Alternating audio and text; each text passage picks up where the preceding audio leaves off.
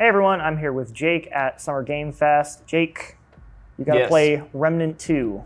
Yeah, Remnant 2, it is a sequel to Remnant from the Ashes, which came out a couple of years ago. Kind of came out of left field, and I think it impressed a lot of people. Yeah, I would say a cult kind of hit. Yeah. Like has a pretty big fan base. Yeah, and I played a good amount, enjoyed it, but haven't really revisited, but I got to check out Remnant 2, and it seems pretty promising. First of all, it is Unreal Engine 5, and it looks beautiful.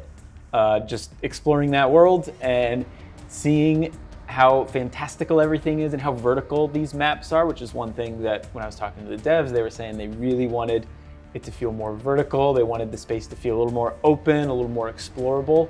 When I played it seems that way. Cool, yeah. I mean, so like, would you say that's probably like the biggest difference between this game and the first one? I would say, well, I mean, there's that and there's a bunch of quality of life updates that we can get into, but I played in co-op with 3 people, or with 2 other people, and I picked a dog class. So I had a pet dog that was by my side. I could pet him, so yes, you can pet the dog. Dead to right style. Dead to right style, exactly. Yes, okay. And you could, with just Q, which is just a touch of a button, there's a bunch of different like context-sensitive commands you could give. So if you're pointing at an enemy and you press it, it'll rush the enemy. If you double tap it, it'll recall the dog closer to you. If you hold it down, you'll buff yourself and your teammates, and I think you can swap the buffs out with different things, like you can heal, you can improve defense, improve attack. Just examples, I'm not sure if that's actually what's in it, but I think mine was improving my teammates' defense, which was neat. But I think what was really cool about the dog too is that it kind of acted as an extra teammate. So if an enemy or if one of my teammates fell and needed to be revived, sure, I could go over there and revive him or her, but I could also just send the dog. I could press Q and the dog would run over there and it would use one of their revive hearts and it would help him back up. And I was like, oh, I like this dog. So yeah, that was cool. But of course there's other classes that you can try out, and it's still very like grounded in that third person, like over the shoulder shooter style action. But it has that Dark Souls flair to it, kind of, I guess. Kind of like the first one.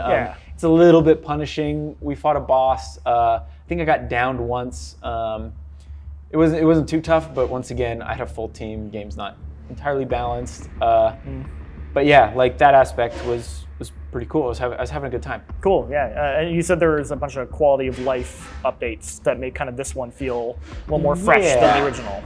A number of quality of life updates, stuff that I wouldn't notice if they didn't point out, because like I said, it's been a while since I played the original, but just small things like your inventory management's a little easier. One thing that they said a lot of players wanted, which I didn't realize you couldn't do in the original, but I guess when you return to town and you talk to different quest givers and shops and stuff like that, only one person could talk to them. But now multiple people can go up and talk to them. There's a shooting range out there, so you can test out your different weapons that you upgrade and mod throughout the game. But yeah, there was like a long list of stuff. I don't remember all of them off the top of my head, but yeah, it seems like they've addressed a lot of just smaller issues that folks had with the original. And then the last thing I kind of want to talk about was like the visuals, because seeing that initial trailer, I was like, wow, this looks very impressive. And this game's actually running on Unreal Engine 5, correct? It is an Unreal Engine 5 game. I talked to them a little bit about it, and you know, it seems like creating those bigger, more expansive, like vertical worlds are easier to do in Unreal 5. But also, just the visuals look great. Just walking around, exploring that area, and then watching, you know, enemies attack you, and how you can roll around through puddles, and your character will like automatically jump up little ledges and stuff. So yeah, it seems pretty solid. It comes out in I think July 25th, so it's coming pretty soon. Okay. Wow. I'm definitely gonna check it out. Like I said, I played a good amount of the first one, but didn't really stick to it. But this seems like it's solving a lot of, you know, smaller pain points that players had, and it looks like a pretty well-rounded sequel. Awesome. Well, thank you very much, Jake. And for all things Summer Game Fest, stay here at GameSpot.